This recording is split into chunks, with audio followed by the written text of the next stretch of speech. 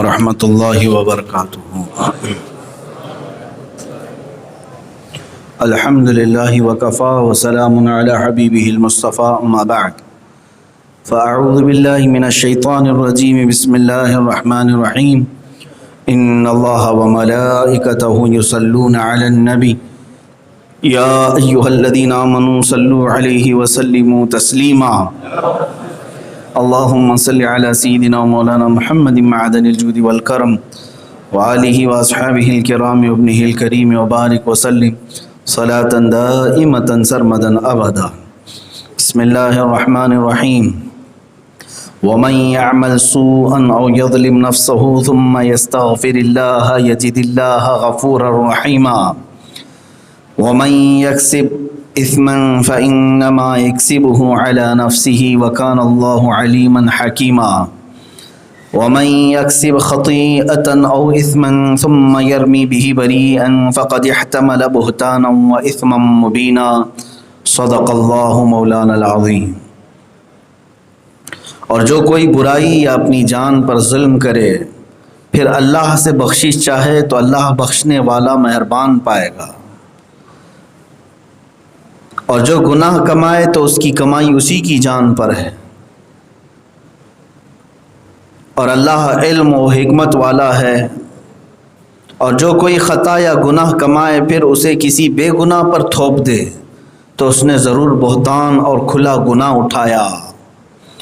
یہ 3 آیتیں ہیں جن کا تعلق پچھلی تفسیر سے ہی ہے، پچھلی آیتوں سے ہی ان کا تعلق ہے۔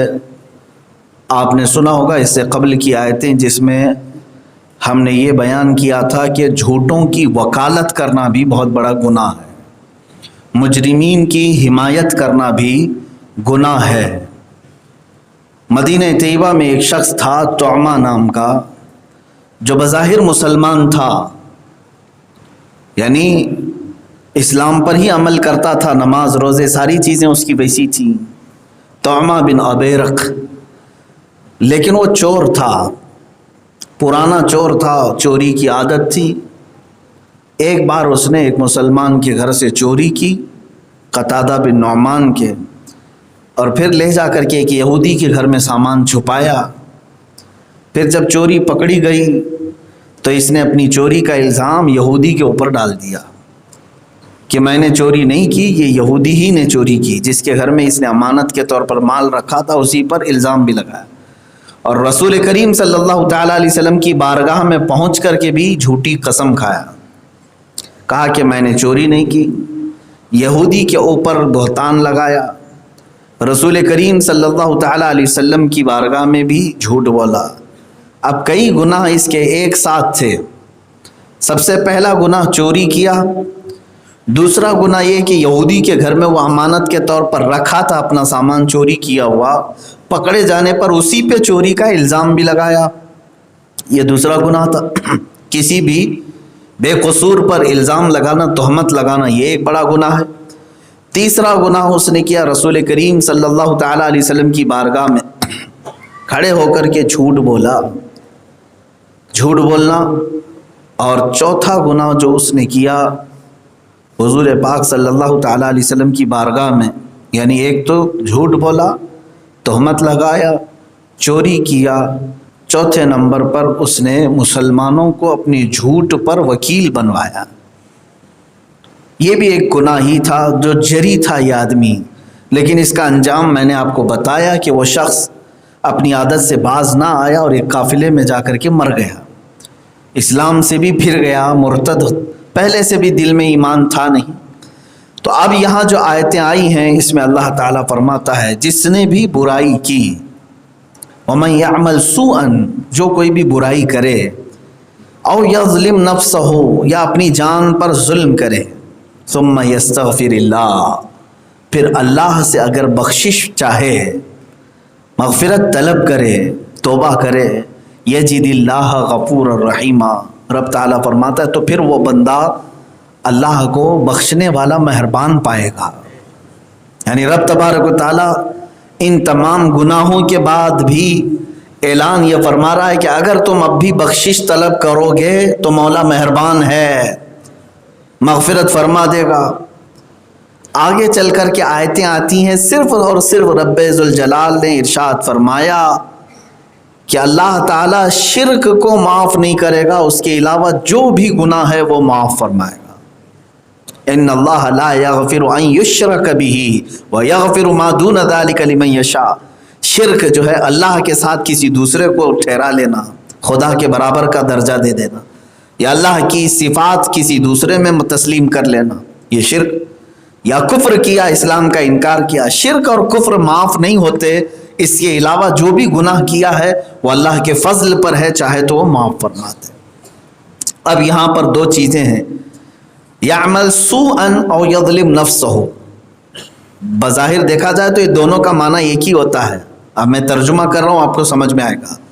جو کوئی آدمی برائی کیا، جو بھی آدمی برائی کیا یا اپنی جان پر ظلم کیا، کیا مطلب ہے؟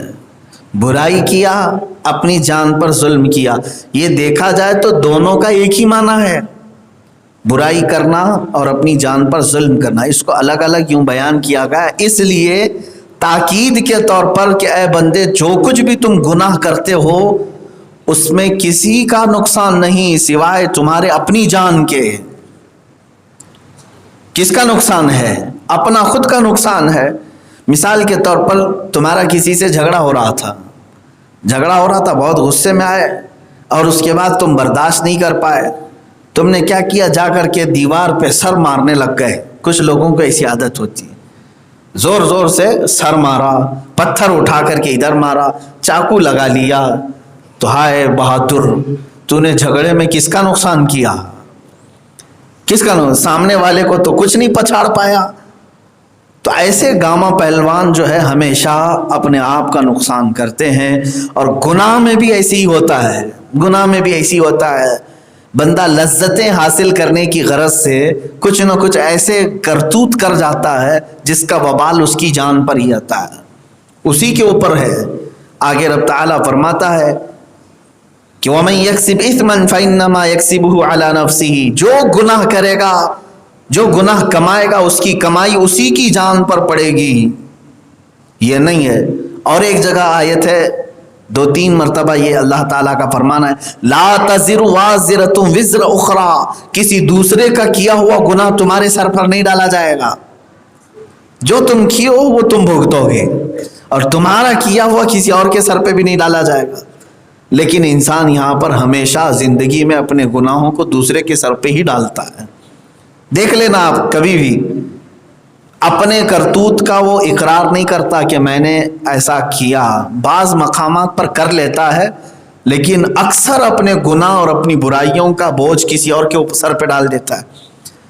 میاں آپ تو فلاں کو گالی دے رہے تھے، ارے اس نے ایسا کیا نا اسی لیے میں نے گالی دی، تو اس کا مطلب ہے سبب کوئی اور تھا، تم بے قصور ہو۔ انسان اپنے آپ کو بے قصور ثابت کرتا ہے۔ اس کے علاوہ چلے انسانوں کے اوپر بوجھ ڈالنا تو الگ بات ہے، کچھ شریف لوگ ہوتے ہیں جو انسانوں کے سر پہ بوجھ نہیں ڈالتے، لیکن اپنے سارے گناہوں کا بوجھ شیطان کے اوپر ڈالتے ہیں۔ میں تو سیدھا آدمی ہی تھا، کیا کروں، شیطان بہکا دیا، شیطان کے بہکانے سے میں نے ایسا کر دیا۔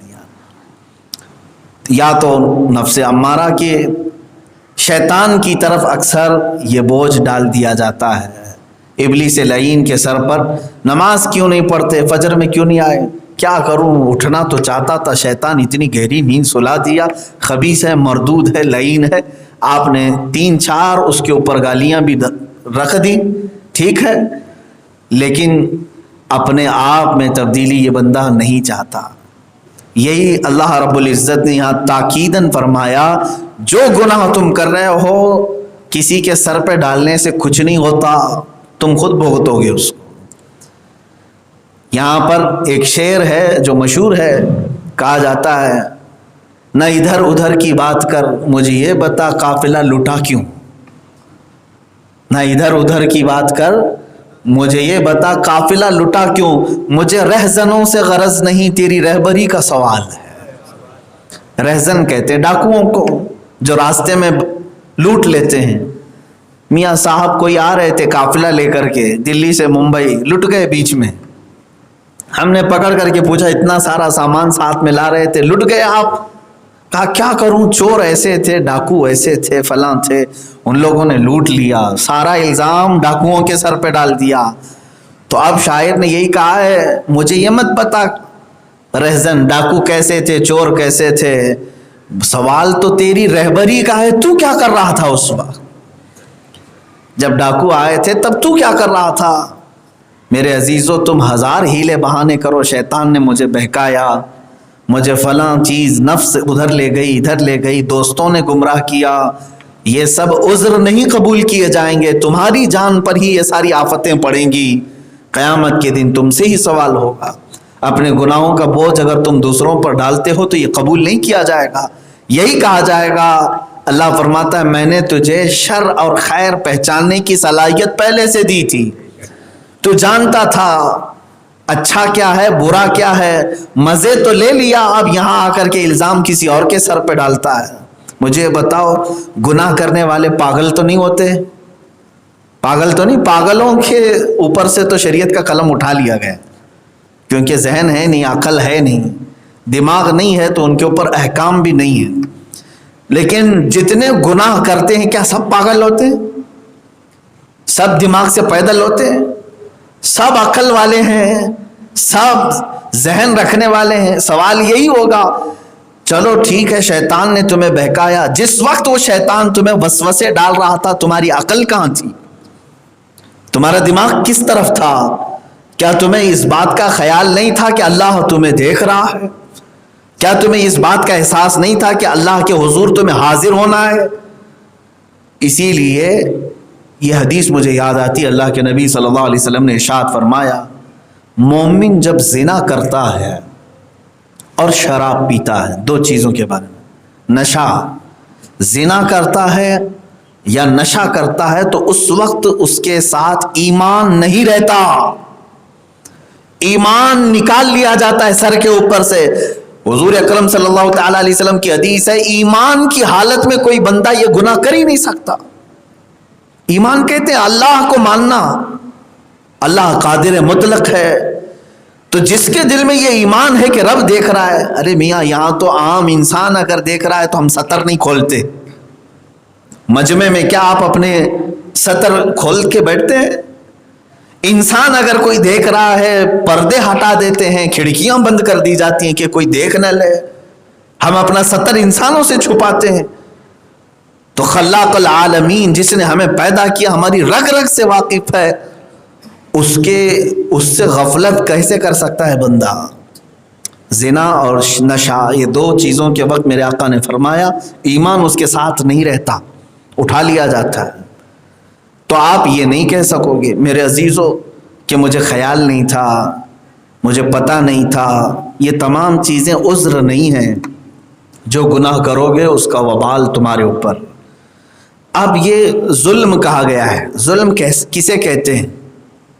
اللہ نے فرمایا جس نے اپنی جان پر ظلم کیا، یہ اکثر جملہ سنتے بھی ہوں گے آپ، لوگوں نے اپنی جانوں پر ظلم کیا۔ کیا ہے ظلم؟ کیا ہے ظلم؟ کی ڈیفینیشن یہ ہے وضع الشیء علی غیر محلہ، کسی بھی چیز کو اس کی اصلی جگہ پر نہ رکھنا، یہ ظلم ہے۔ ٹوپی کی جگہ کہاں ہے؟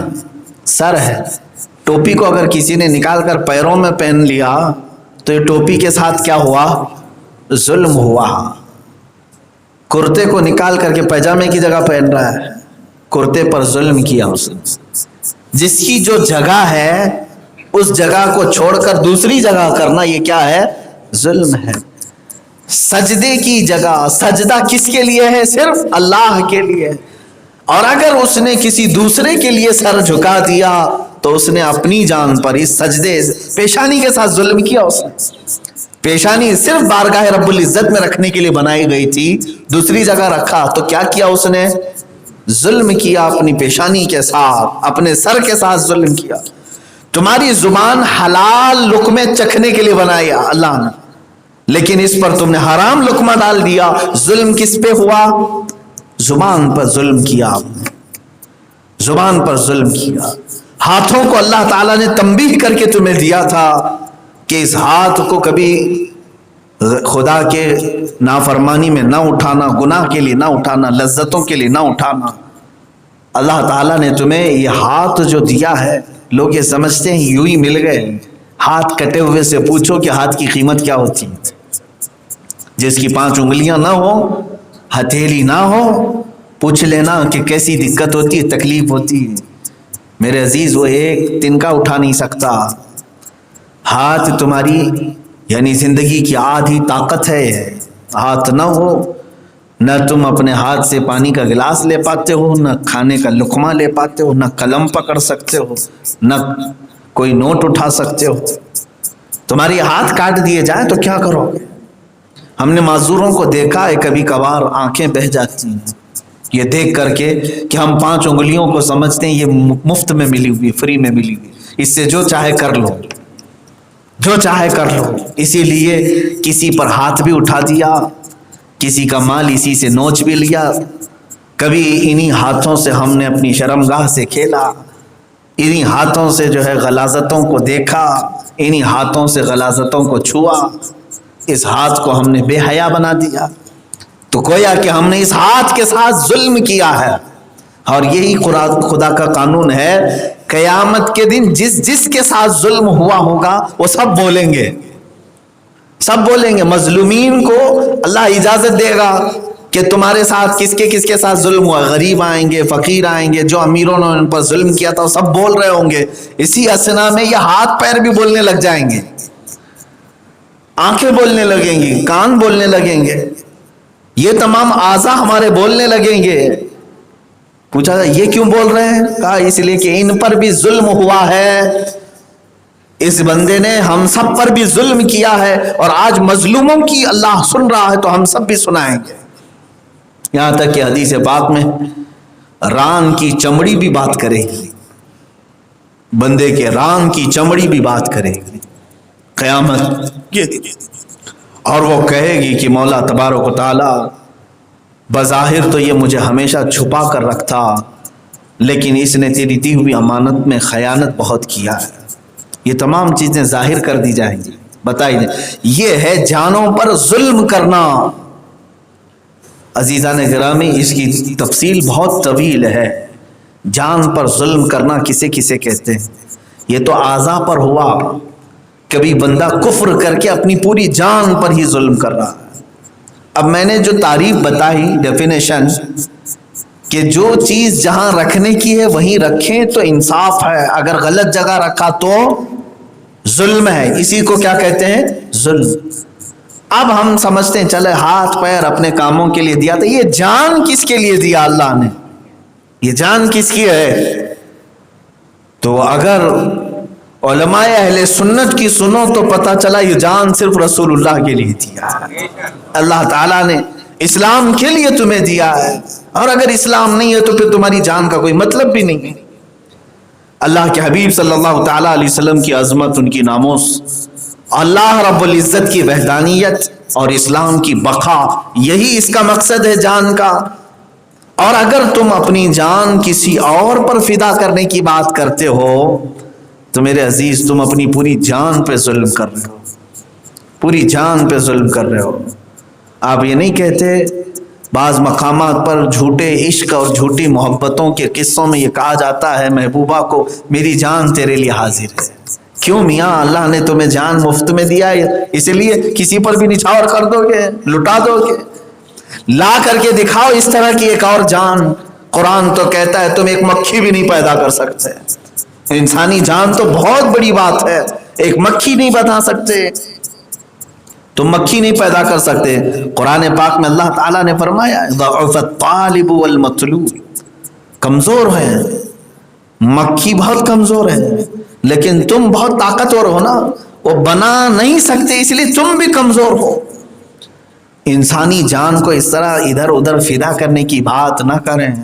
شعر و شاعر، غزلیات، گانے بجانے، ان تمام سے عقیدے بگڑتے ہیں۔ اسی لیے صحابہ کی باتیں سنو۔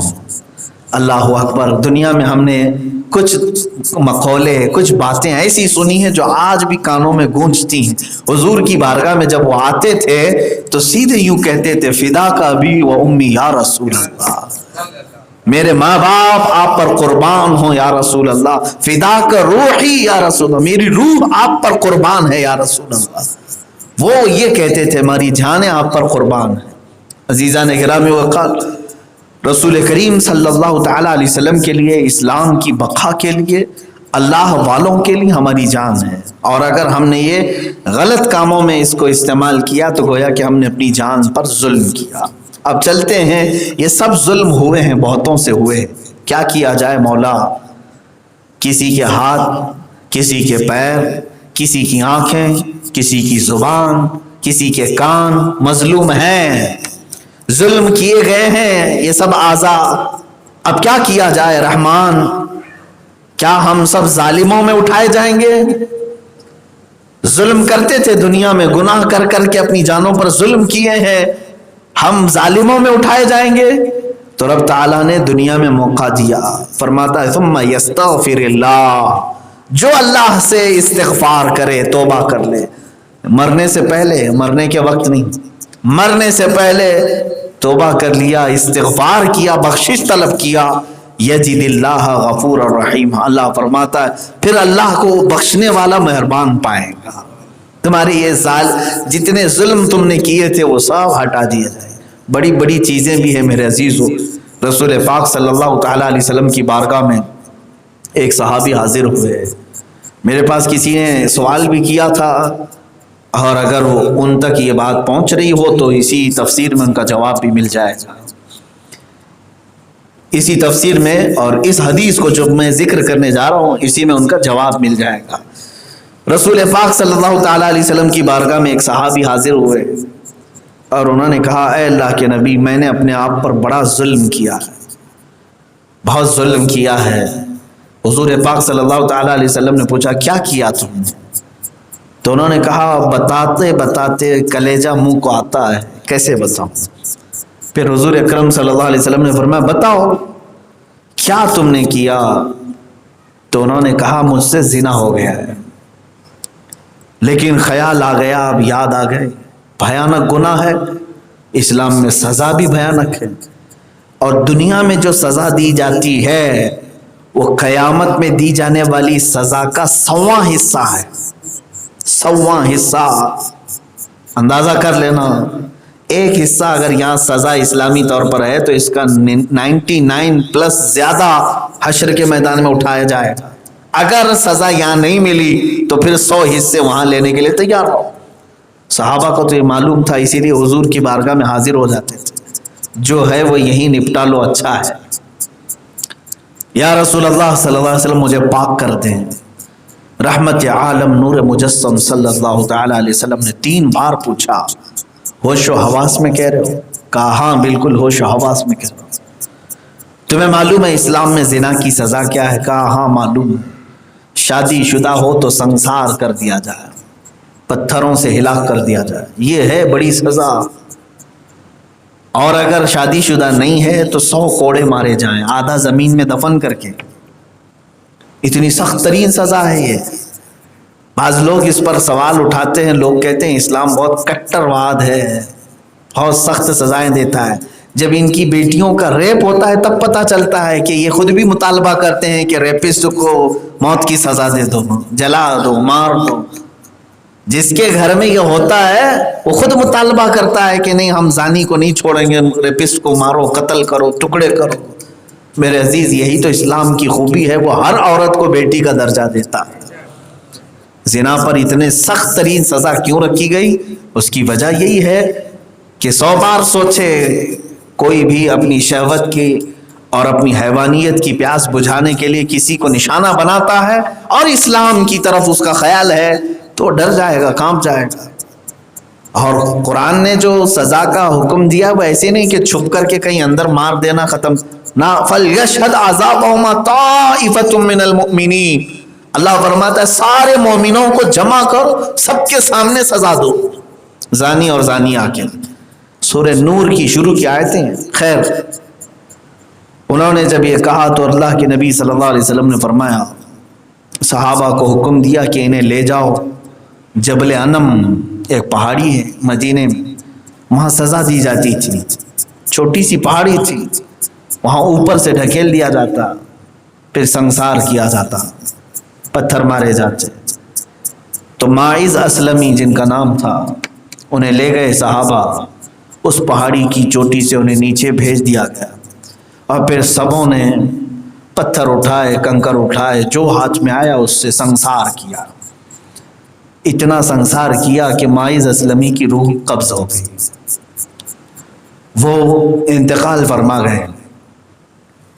انتقال کے بعد ایسا نہیں ہوتا کہ لاش کو اسی طرح سے بے حرمتی کے ساتھ چھوڑ دیا جائے، بلکہ پھر کفن دفن بھی ہوتا ہے، جنازہ بھی ہوتا ہے، ادب کے ساتھ دفنایا بھی جاتا ہے۔ وہ سزا تھی، الگ بات ہے، لیکن میت کے ساتھ پھر وہی ادب کا ہی معاملہ کیا جاتا ہے۔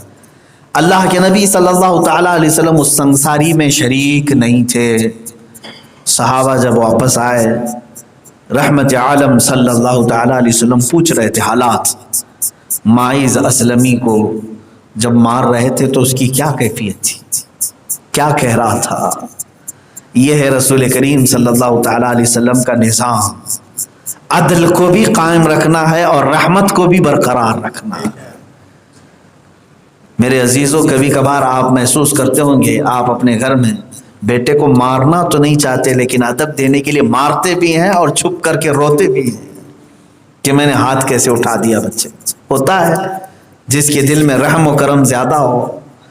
بچے یہ سوچتے ہیں کہ ماں مارتی ہے، چلاتی ہے، تمہیں وہ چہرہ ماں کا معلوم نہیں جب وہ چھپ کر کے جا کر روتی بھی ہے، میں نے بچے کو اتنا مار دیا، زخم ہو گیا، دکھاتی نہیں، اس لیے کہ وہ تنبیہ کرنا چاہتی ہے۔ اور رحمت عالم صلی اللہ تعالیٰ علیہ وسلم ایک طرف سزا کا حکم دے رہے ہیں، دوسری طرف مسجد نبوی شریف میں بیٹھے غمگین، آنکھوں سے بڑے بڑے آنسوؤں کے قطرے، اور صحابہ سے پوچھتے ہیں کہ ماعز کا کیا حال تھا جب انہیں سنسار کیا جا رہا تھا۔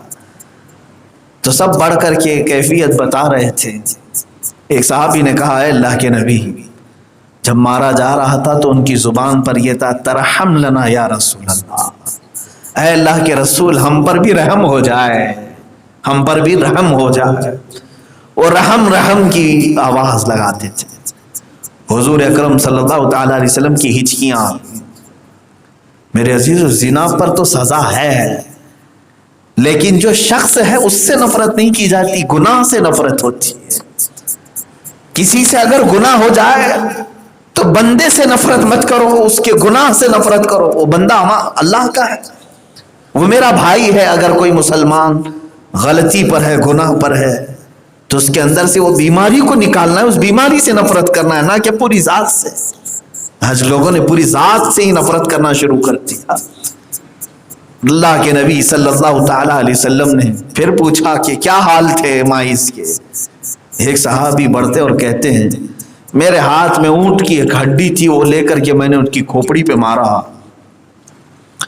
تو خون کا ایک فوارہ میرے جسم پر آ کر لگ گیا، یعنی خون پھٹ گیا، اور ماعز اسلمی کا خون میرے کپڑوں پر آ کر لگا تو میں نے سوچا کہ گنہگار کا خون مجھے لگ گیا ہے، ہائے ہائے، میں پیچھے ہٹ گیا۔ اللہ کے نبی صلی اللہ علیہ وسلم جلال میں آ گئے، کھڑے ہو گئے، کہا ماعز کے بارے میں ایسا جملہ نہ کہنا، ایسا جملہ نہ کہو۔ ابھی جبرائیل امین آئے تھے اور مجھے یہ پیغام سنا کر کے گئے کہ روح نکلنے سے پہلے ماعز اسلمی نے ایسی توبہ کی ہے کہ اللہ اس کی توبہ کی بدولت پورے مدینے والوں کے گناہ معاف فرمائے۔ ثم یستغفر اللہ یجد اللہ غفور الرحیم۔ وہ رب ہے، فرماتا ہے ظلم ہو گیا تمہارے ساتھ، اپنی جانوں کے ساتھ، ٹھیک ہے، اللہ سے اگر بخشش مانگ لیا پھر تو تم اس کو بخشنے والا مہربان پاؤ گے۔ وہ بخشتا ہے، مہربان ہے، یہاں تک کہ بندے کی توبہ میں جتنی جلدی وہ قبول کرتا ہے، دنیا میں کوئی اتنی جلدی مانتا بھی نہیں۔ یہ میرے آقا صلی اللہ تعالیٰ علیہ وسلم کا رحم و کرم تو دیکھو میرے عزیزوں۔ حضور صلی اللہ تعالیٰ علیہ وسلم نے اللہ سے یہ درخواست کی کہ مولا میری امت کو مہلت دے توبہ کی، تو فرمایا گیا کہ ٹھیک ہے، مرنے سے 1 سال پہلے توبہ کر لیں تو معاف کر دیے جائیں گے۔ اب ہم میں سے کس کو معلوم ہے کہ 1 سال بچا ہے؟ رحمت عالم صلی اللہ تعالیٰ علیہ وسلم نے عرض کیا کہ مولا میری امت کو اور مہلت دے، اور مہلت دے دے۔ کہا گیا کہ موت سے 1 مہینہ پہلے یہ توبہ کر لیں اپنے تمام گناہوں سے، میں بخش دوں گا۔ رحمت عالم صلی اللہ علیہ وسلم نے عرض کیا مولا اور مہلت دے دے، میری 1 دن پہلے توبہ کر لے معاف کر دیا جائے گا۔ وہ رسول رب العالمین ہے، عرض کرتے مولا میری امت غفلت میں صبح شام گزارتی ہے، اسے خبر نہیں، اور مہلت دے دے۔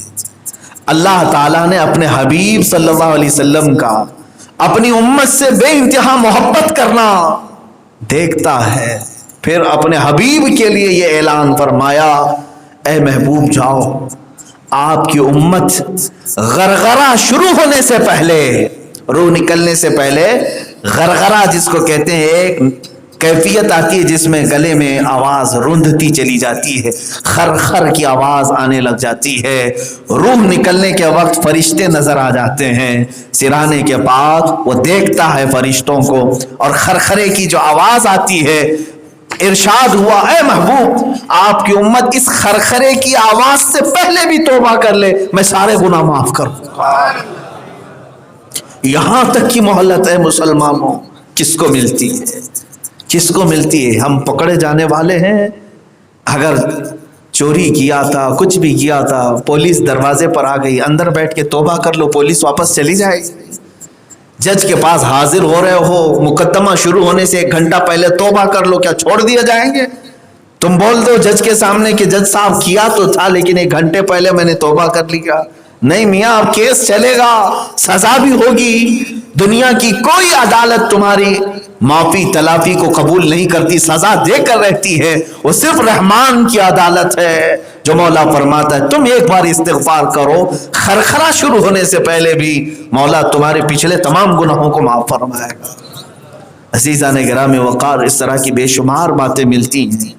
بغداد میں ایک شخص تھا، بڑا عیاش قسم کا آدمی تھا، پیسے بہت تھے، مالدار آدمی، اتنا عیاش تھا کہ روز پیسے لٹاتا تھا، شراب پہ، کباب پہ، شباب پہ، ہر چیز پہ، اور اس کے مال و دولت کے چرچے بغداد میں تھے۔ روز اس کا جو شوق تھا وہ پورا کرنے کے لیے کسی بھی حد تک چلا جاتا، خاص طور پر عورتیں، کنواری لڑکیاں اس سے بچ نہیں پاتی۔ ایک مرتبہ رات کو وہ بازار سے چل رہا تھا، ایک خوبصورت عورت کھڑی تھی، اس کے قریب گیا اور اس نے پوچھا کیا تو آج رات میرے ساتھ آ سکتی ہے؟ اس خاتون نے کہا ہاں میں اسی لیے کھڑی ہوں، مجھے مال کی ضرورت ہے، پیسوں کی ضرورت ہے۔ کہا میں تجھے جتنے پیسے چاہے دے دوں گا، میرا خزانہ کھلا ہوا ہے، پیسے بہت ہیں، چل میرے گھر۔ وہ خاتون آئی کہ مجھے تو مال سے مطلب ہے بھی، پیسے چاہیے۔ وہ فلاں فلاں اتنے پیسے طے ہوئے، اس عورت کو اپنے گھر لے آیا۔ یہ عیاش طبیعت کا آدمی روزانہ اپنے جسمانی خواہشات کی تکمیل کے لیے ہر چیز کر جاتا۔ رات کو جب وہ اس عورت کو بستر پر لٹایا تو وہ عورت تھر تھر تھر تھر کانپنے لگ گئی، اس کا چہرہ پیلا پڑ گیا اور ہاتھ پیر کپ کپی۔ تو یہ شخص آیا اور قریب آ کر کے اس سے پوچھا تیرا حسن و جمال، تو خوبصورت خاتون، یہ بستر پر کانپ کیوں رہی ہے؟ اس عورت نے کہا میں سچی بات بتاتی ہوں، میں در حقیقت وحشہ نہیں ہوں، میں فاحشہ نہیں ہوں، میں زانیہ نہیں ہوں، میرے 3 بچے ہیں، میں بیوہ ہوں، میرا کوئی نہیں ہے۔ مسلسل پچھلے 4 دن سے میں اپنے بچوں کو روز کہتی ہوں کہ کہیں سے کچھ آ جائے گا میں کھلا دوں گی، ہم پچھلے 4 دن سے فاقہ کی زندگی گزار رہے ہیں، میرے گھر میں پکانے اور کھانے تک کی کوئی چیز باقی نہیں رہ گئی، اب بھی میرے بچے گھر میں بھوکے ہیں، اور میں نے یہ سوچا کہ بازار میں کوئی بھی مل جائے، پیسے کہیں سے مل جائیں، میں پیسے لے کر کے آؤں اور اپنے بچوں کے لقمے تو لے سکوں اور ان کے گلے کو نرم کر سکوں، بس میری اتنی خواہش تھی۔ لیکن مجھے یہ نہیں معلوم تھا کہ تیرے گھر آنے کے بعد یہ ننگا ناچ بھی دیکھنا ہوگا، بے حیائی۔ کہا تو پھر تو کانپ کیوں رہی ہے؟ وہ خاتون کہتی ہے اس لیے مجھے دیکھ رہا ہے میرا رب، مجھے ڈر لگ رہا ہے کہ اللہ دیکھ رہا ہے، میں لباس کیسے اتاروں اس کے سامنے، میں کیسے بے حیا ہو جاؤں۔ تو وہ شخص فوراً ہٹ گیا اس کے بستر سے. کہا ایک غریب گھر کی عورت جس کے گھر میں 4 دن سے فاقہ چل رہا ہے پھر بھی رب سے اتنا ڈر رہی ہے، اور میرے پاس طرح طرح کی نعمتیں، مال و دولت کے انبار، اس کے باوجود میرے دل میں اللہ کا خوف نہیں آیا. اسی اللہ نے مجھے سب کچھ دیا ہے اور میں اب تک نہیں ڈر رہا، اور اس کے گھر میں کچھ نہ ہو کر کے بھی یہ ڈر رہی ہے اللہ سے. اتنا سوچ کر کے وہ کھڑا ہو گیا اور اس کی آنکھوں سے آنسو جاری ہو گئے. کہا اے رب ذوالجلال، میں بہت بڑا ظالم ہوں، بہت بڑا ظالم ہوں. اس نے اپنے خزانے سے جتنا مال چاہیے تھا اس خاتون کو دے دیا ہدیتاً، اور کہا لے جا، تیرے بچوں کی پوری زندگی بھر انہیں کھلا. میں آج توبہ کر لیتا ہوں، آج کے بعد سے اس گناہ میں کبھی دوبارہ نہیں جاؤں گا، اس لیے کہ اس خاتون کی کپ کپی نے مجھے ڈرا دیا. اے مسلمانوں، میں آپ سے یہ کہنا چاہتا ہوں، کبھی کچھ نہ ہو کر کے بھی کچھ بندے اللہ سے ڈرتے ہیں، اور کچھ لوگ سب کچھ ہونے کے باوجود بھی اللہ سے ڈرتے نہیں ہیں، خوف نہیں کھاتے ہیں. اللہ تعالیٰ جب چاہے نعمتیں واپس چھین لے گا. اب جو بات مجھے بتانی ہے وہ یہ ہے کہ جب پچھتاوا آتا ہے تو یہ اچھی چیز ہے، جب شرمندگی آتی ہے تو یہ اچھی چیز ہے، یہ بھی اللہ کی عنایت ہے جو توبہ کی توفیق مل جاتی ہے. رات کو روتا رہا. اس کی ایک عادت تھی، روزانہ کی عیاشیاں اپنی ڈائری میں لکھتا تھا. آج کتنی لڑکیوں کو گھر لایا تھا، شراب کی کتنی بوتلیں پی گیا، جوا میں کتنے پیسے ہارا جیتا، وہ سب روزانہ ڈائری میں لکھتا تھا. کافی موٹی ڈائری، روز کی عیاشیاں لکھی جاتی تھی. کون سی عورت کس طرح آئی، کیا اس کے ساتھ کیا، سب کچھ لکھا جاتا تھا. ڈائری پوری گھر میں بنا کر کے رکھا ہوا تھا، ایک پوری نوٹ. آج کی رات اس کی تبدیلی والی رات تھی. اب وہ ڈر رہا تھا، میں نے خود اپنے ہاتھوں سے عیاشیاں اتنی لکھی ہیں، پھر میرے اعمال نامے میں کیا کیا لکھا گیا ہوگا. سجدے میں گر گیا اور رونے لگا. اے رب ذوالجلال، کیا میری معافی ہو سکتی ہے؟ کیا میں معاف کیے جانے کے قابل ہوں؟ بے چینی تھی، بے قراری تھی، بہت رویا اللہ کی بارگاہ میں، اور اپنے اوپر کیے ہوئے ظلم سے وہ اللہ تعالیٰ کی بارگاہ میں پناہ مانگنے لگا. رو رو کر کے جب تھک گیا تو سوچا کہ پتہ نہیں میں معاف کیا جانے والا ہوں کہ نہیں. جاتا ہوں کسی کھائی میں کود کر کے ختم ہو جاتا ہوں، اس لیے کہ اب بے قراری بڑھ گئی ہے، بے چینی بڑھ گئی ہے. بندہ کبھی کبھار گناہ چھوڑتا ہے تو اسے یقین ہوتا نہیں ہے کہ میں معاف کیا جا سکتا ہوں کہ نہیں. تو اسی بے چینی میں کسی صاحب نے مجھے یہی سوال کیا تھا، بے چینی بہت ہے، بے قراری بہت ہے. توبہ کے بعد بے چینی نہیں ہونی چاہیے میرے عزیز، گناہ پر بے چینی ہو. توبہ کرنے کے بعد تو راحت و سکون ہے. کیا تمہارا رب تعالیٰ کی ذات سے یقین کمزور ہے؟ وہ رحمان ہے، رحیم ہے. قرآن میں جا بجا غفور کہا، اپنے آپ کو غفار کہا ہے. تو اب ہوا کیا، وہ سوچا کہ میں کسی کھائی میں گر جاؤں، ختم ہو جاؤں.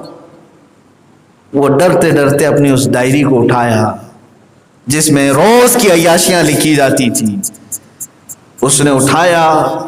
اب اس ڈائری کو کھول کر کے دیکھا تو کسی بھی پنے پر، کسی بھی پیج پر کچھ بھی لکھا ہوا باقی نہیں، کچھ بھی لکھا ہوا نہیں ہے. سب کے سب سفید ہیں ورق، کچھ بھی نہیں. وہ بار بار پلٹ کر کے دیکھنے لگا، کہیں اس پر کوئی چیز لکھی ہوئی نہیں.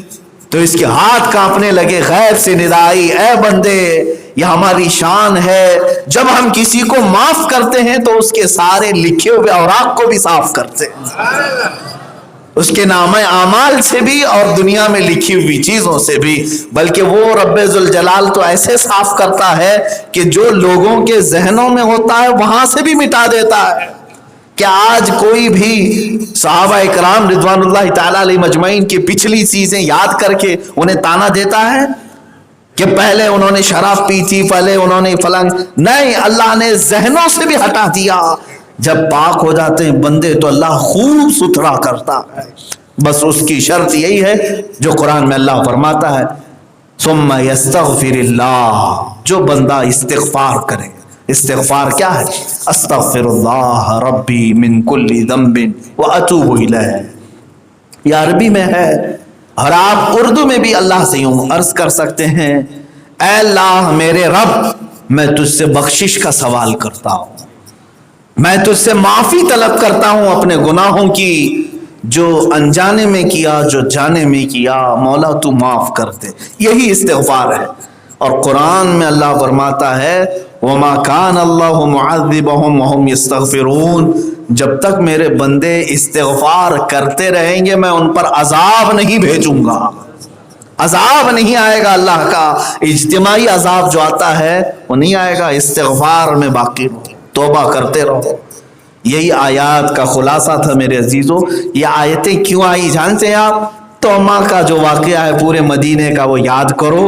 اس نے 4 بڑے گناہ کیے تھے، چوری کیا، دوسرے پر جھوٹی تہمت لگایا اور جھوٹ بولا اور جھوٹ پر لوگوں کو وکیل بنایا۔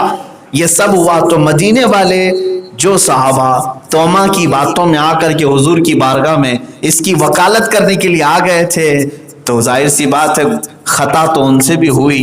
تو اللہ نے فرمایا آپ جس سے بھی خطا ہوئی ہے اسے چاہیے کہ وہ اللہ کی بارگاہ میں توبہ کر لے، استغفار کر لے، پھر اللہ تبارک و تعالیٰ اسے معاف فرما دے گا۔ اب ایک آخری بات یہ بھی عرض کر دوں، میرے آقا صلی اللہ علیہ وسلم نے فرمایا التائب من الذنب کمن لا ذنب لہ، گناہوں سے توبہ کرنے والا ایسی ہی ہو جاتا ہے جیسے کہ اس نے گناہ کیا ہی نہیں تھا، صاف ہوتا ہے۔ اور ایک حدیث پاک میں ہے توبتن نصوحہ، جس کو کہا گیا سچی توبہ کرنے والا ایسا ہوتا ہے جیسے کہ وہ آج اپنی ماں کے پیٹ سے نکلا ہے، کوئی اس کے اوپر حکم نہیں رکھا جاتا، اللہ پاک کرتا ہے۔ اور پھر یہ بھی حکم ہے مومنین کو کہ کسی بندے کی توبہ کے بعد اس کے پچھلے گناہ یاد نہ دلائیں۔ یہاں پر کوئی نشہ چھوڑتا ہے تو پھر پرانی چیزیں اسے یاد دلا کر اسے واپس اس راستے پر لے جانے کی کوشش کرتے ہیں۔ یاد رکھنا اگر کسی نے اس طرح کی حرکت کی تو اللہ کا قانون یہ ہے کہ تمہیں اس گناہ میں مبتلا کرے گا اور اسے پاک بازی میں اور پاکیوں میں لے جائے گا۔ اللہ تبارک و تعالی ہم سب کو ہمارے گناہوں کو معاف فرما دے، ہم سب کے صغائر و کبیرہ کو مولا معاف فرمائے، خصوصیت کے ساتھ مولا مرنے سے پہلے ہم سب کو توبہ کی توفیق عطا فرمائے۔ وآخر دعوانا الحمدللہ رب العالمین۔